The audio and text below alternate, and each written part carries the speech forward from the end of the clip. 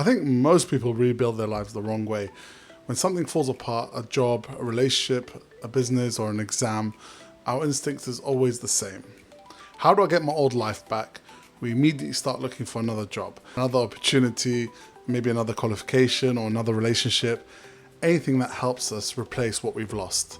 But over the years, I've come to believe that's completely the wrong way to go about things. Because what if the life you lost was never the life you were meant to build in the first place? Now, I know that's not an easy thing to hear, especially if you're going through something difficult right now. But stay with me, because the single idea completely changed the direction of my life, and it might just change yours too. If you're new here, my name's Ahmed, and welcome to Beyond Almost. This channel isn't about pretending life is easy. It's not about fake positivity or trying to become a millionaire overnight. It's rather for people who thought life would look different by now. People who feel behind, people who've experienced setbacks, and who've had to start again, because that's been my story too.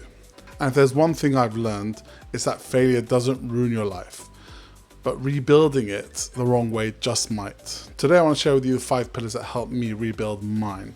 Not because I've got everything figured out, but because every major decision I made over the last 15 years has somehow come back to these same principles. If you're rebuilding after a failure, I hope these help you too. Before I share the framework, I think it's only fair that I explain why I care so much about this topic. Now, there's a few of you out there who know that I've spent 6 years studying medicine. Like so many people, I had my life planned out. I knew exactly who I thought I was going to become, and that was a doctor. That wasn't just my career, it was my identity, but life had other plans, and at the same time, I was trying to get through medical school. My mum became seriously unwell. Watching someone you love so much suffer while you're trying to hold your own life together changes you. It changes the way you think, it changes your priorities, and eventually, medicine for me didn't work out. Later, I completed an MSc, I enrolled onto a PhD program, but even then, if I'm honest, I still hadn't moved on emotionally. I was carrying a sense of disappointment, a sense of regret, and grief followed me where I went. And I kept replaying everything in my head, thinking about what I could have done differently, wondering how different life might have been. And then my mum had passed at the time, and that was one of the hardest periods of my life, as anyone who'd lost a loved one would know. And this suddenly didn't fix everything, but rather it forced me to realize something, that life doesn't stop no matter how badly we want it to. You can't negotiate with reality, you can't change the past, and you can't undo the decisions you've made. And more importantly, you can't control everything that happens to you, but you can still control what happens next. That realization became the beginning of my rebuild. Not because the pain disappeared, but because I stopped asking, why did this happen to me? I started asking, what am I going to do now? And looking back, I don't think rebuilding starts with finding another opportunity. I think rebuilding starts the moment you stop letting yesterday make today's decisions. And that's where the first pillar begins. If you take nothing else away from this video, take this. Failure isn't what keeps most people stuck. It's staying emotionally attached to a version of life that no longer exists. Once I understood that, everything else started to change. Let's talk about the first pillar. It's important to control your future and not your past. Now that sounds simple, but honestly, I believe it's the hardest step of all, because after failure, we became obsessed with questions that have no answers. Why did this happen? What if I'd made a different decision? If only. I asked myself those questions for years, and the strange thing is, they make you feel like you're doing something productive, and the truth is you're not. You're standing still, you're looking backwards, and you're trying to rewrite a chapter that's already been written. And I'll be honest, for a long time, I let my emotions make my decisions. Not because I wanted to, but because I didn't know of any other way. I carried disappointment and a lot of guilt and regret. And the heavier those emotions became, the harder it became to move forward. Then one day I realized something that completely changed my perspective. I couldn't control what had happened. I couldn't control the past. I couldn't rewrite my story, but I could still decide what happened next. And that doesn't mean ignoring your emotions. And also doesn't mean pretending everything's okay.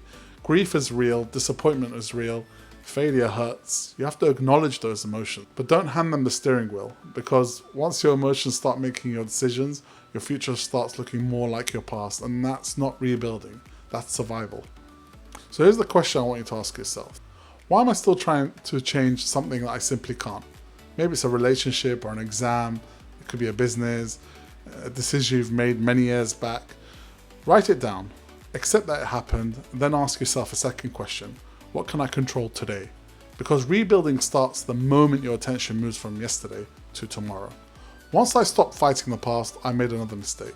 I thought the next step was rebuilding my career, but it wasn't. The next step was rebuilding me. And that brings us to the second pillar.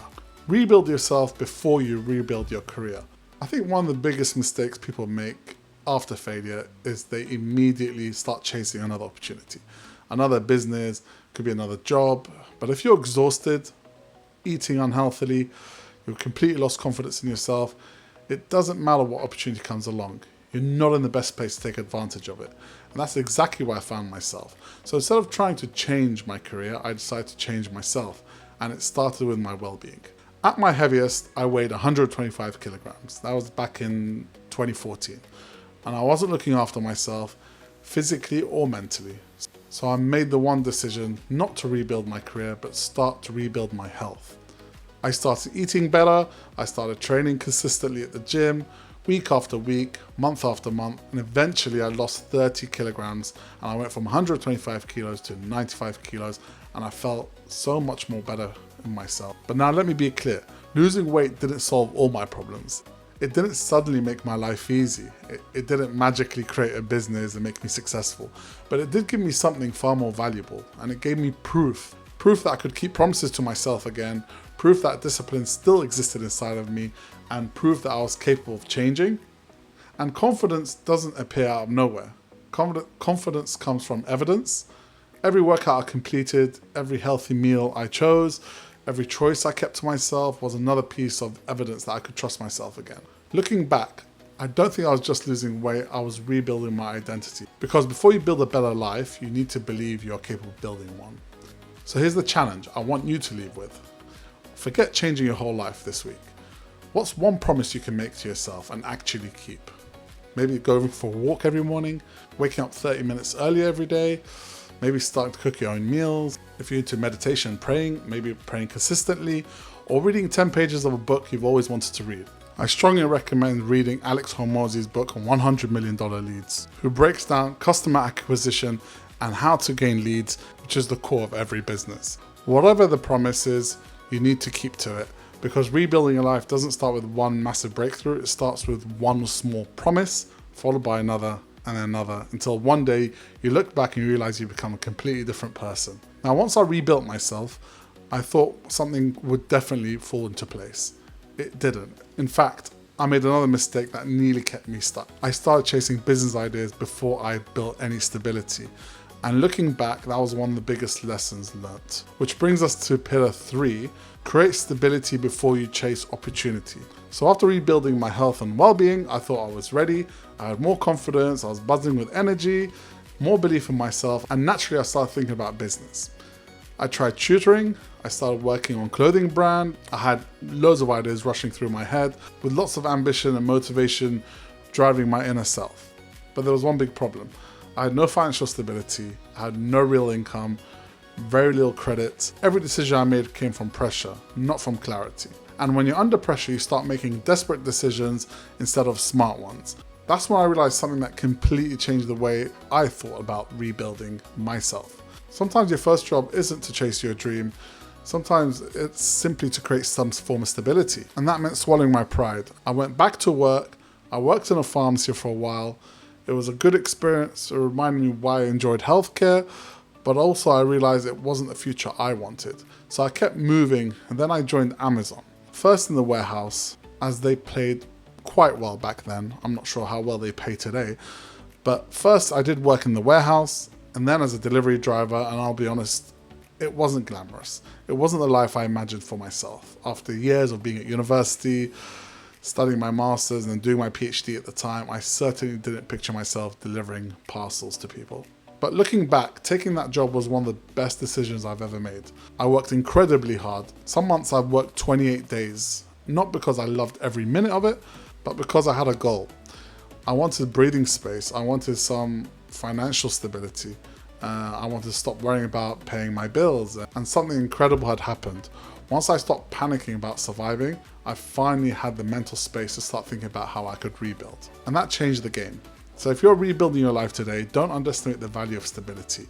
A job isn't a failure, paying your bills isn't a failure, and creating a routine certainly isn't a failure. Sometimes it's the foundation your future is built on. So people online will love to tell you, quit your job, follow your passion. My advice is slightly different. Create stability first, then build your dream from a position of strength, not desperation.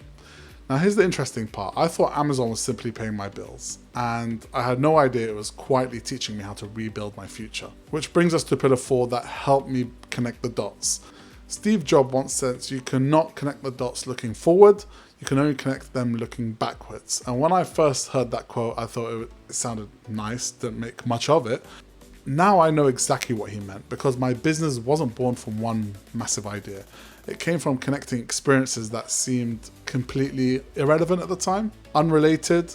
Working in a pharmacy taught me how medicines reach patients. I saw the challenges, the delays, the systems, the frustrations. Then moving forward to Amazon, that taught me something completely different: logistics, efficiency, customer expectations, and so on. I mean, Amazon's quite simple. It's the idea of people ordering things online and receiving it incredibly quickly. And every day I was the man at the end who's delivering the parcels to customers. And one day I found myself asking a simple question. If Amazon can deliver almost anything to your front door, why can't medicines be delivered in that same way? That question never left me. Eventually it became one of my first established business, a pharmacy built around making healthcare more convenient. Instead of patients waiting days, we focused on delivering medicines to people's homes in minutes. And then about 2 years later, COVID arrived, and suddenly people needed medicine delivered more than ever. But here's something important though. People sometimes say you were lucky. Maybe there was an element of timing, yes. But timing wasn't the business. The business already existed. The systems were already in place. The idea already existed. COVID didn't create the opportunity. It accelerated something we already spent years building. And within about 12 months, the business grew tenfolds. And that's why I'm telling you this. Not to impress you, but to remind you that life rarely makes sense while you're living it. Working in a pharmacy felt just like another job. Amazon felt like another job itself at the time. Looking back, they became two pieces of the same puzzle, and that's why I always tell people this. Because the experience you're having right now might just be the missing piece that makes sense many years down the line, but you just can't see it yet. By this point, my life looked completely different, but looking back, I realized something. None of it happened because I chased success. It happened because I became a completely different person, which brings us on to the final pillar, becoming the person your future needs. When people talk about rebuilding their lives, they're usually talking about what they want, the job they want, the relationship they want, the income they dream of, or the house they want to live in, or even the business they want to build. But I think this is where most people get it wrong. Because your future isn't built by what you want. It's built by who you become. Looking back over my journey, medical school, my mum's illness, losing her at one point, and then rebuilding my own health before going back to work in a pharmacy and Amazon, and then building the online pharmacy. None of these experiences changed what I did. They changed who I became. They taught me discipline, they taught me resilience, patience and humility. Importantly, how to communicate with people from every background imaginable. And here's something I've realized. Success doesn't create your character.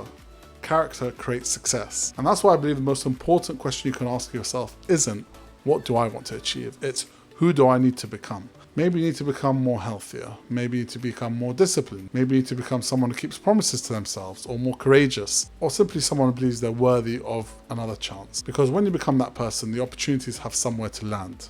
So let's go back to where we started. Most people rebuild after failure by asking, how do I get my old self back? My old life. And I don't think that's the right question to ask anymore. Today, I would ask something completely different. What kind of life do I actually want to build?